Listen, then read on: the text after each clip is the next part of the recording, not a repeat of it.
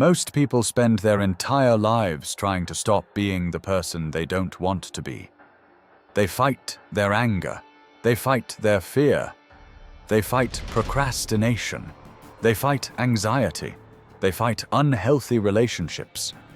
They fight the same destructive habits over and over again. And after every failure, they ask the same painful question: why can't I change? The answer may surprise you, because the brain was never designed to erase patterns. It was designed to repeat the ones that helped you survive. Think about walking through a forest. The very first time you cross it, there's no trail. You push branches aside. You step over rocks. The path is difficult. But after walking that same route every day for 20 years, something remarkable happens. The trail becomes clear. It becomes smooth. It becomes effortless.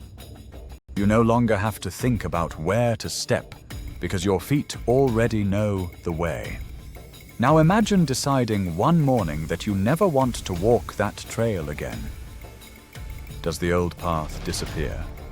Of course not. It waits. The moment you're tired, stressed, lonely, rejected, afraid, you'll naturally drift back toward the trail you've practiced thousands of times. Not because you're weak, not because you're broken, because repetition built the path. The human brain works the same way. Neuroscience tells us that every repeated thought, every repeated emotion, and every repeated behavior strengthens the neural pathways that support it. The brain doesn't ask whether the pattern is making you successful. It doesn't ask whether the pattern is healthy. It asks one question: has this helped us survive before? If the answer is yes, it stores the pattern, even if that pattern now creates suffering. That's why people repeat the same relationship with different faces, the same financial mistakes with different paychecks, the same arguments with different partners, the same fear with different opportunities. The circumstances change. The pattern often doesn't. Now let's go even deeper. Your subconscious mind records repetition. It doesn't judge you. It doesn't criticize you. It simply pays attention. Whatever you repeatedly practice becomes familiar. And whatever becomes familiar begins to feel normal. Then your nervous system joins the process. Long before your conscious mind creates an explanation, your body has already made a prediction.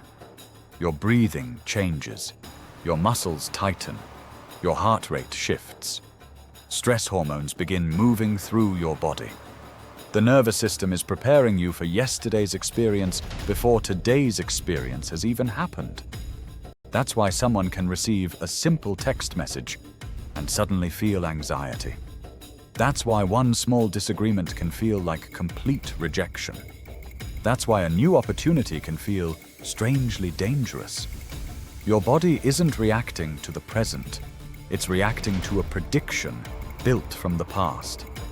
Then the conscious mind arrives. Most people believe consciousness is in charge. Often it isn't. Often it becomes the storyteller. It says, "I'm just protecting myself. I've always been this way. I don't trust people. I'll do it tomorrow. They made me react." Sometimes those explanations contain truth, but sometimes they're simply protecting a pattern that has become familiar.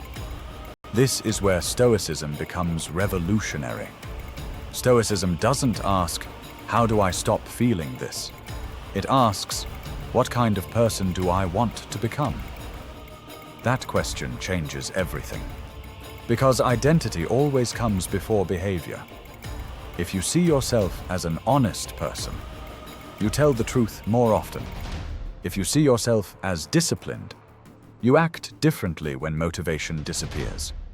If you see yourself as courageous, you begin having conversations you've avoided for years. Character isn't discovered. Character is practiced. Most people try to destroy the old pattern. Fight it, argue with it, hate it. But the brain doesn't become stronger by obsessing over the old road. It becomes stronger by repeatedly walking a better one. Don't fight procrastination. Practice beginning. Don't fight dishonesty. Practice one truthful sentence. Don't fight avoidance. Practice one uncomfortable conversation. Don't fight fear. Practice one courageous decision. Every repetition teaches the brain. Every repetition teaches the subconscious. Every repetition teaches the nervous system. The body slowly begins recognizing safety where it once recognized danger. The subconscious begins predicting a different future because you've given it different experiences to record. The neural pathways supporting courage become stronger. The pathways supporting avoidance become weaker, not because they disappeared, but because you stopped feeding them. This is why lasting transformation rarely feels dramatic. It feels ordinary. One promise kept. One workout completed. One difficult phone call made. One apology offered. One honest conversation. One excuse replaced by action. One ordinary day, repeated hundreds of times. Marcus Aurelius reminded us, "The impediment to action advances action. What stands in the way becomes the way." The obstacle isn't preventing your growth. It is becoming your training ground. Maybe you've spent 20 years practicing fear. Maybe you've spent decades practicing emotional avoidance.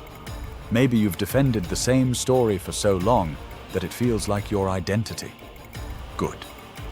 Because if repetition built that version of you, repetition can build another. Your brain is adaptable.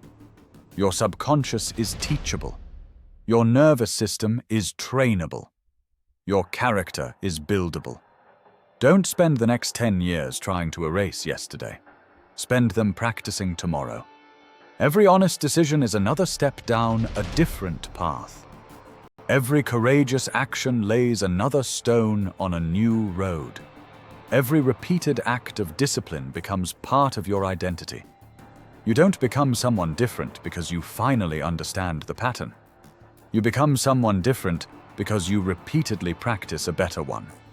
Don't simply understand the pattern. Become the person who can replace it. That is Stoicism 2.0.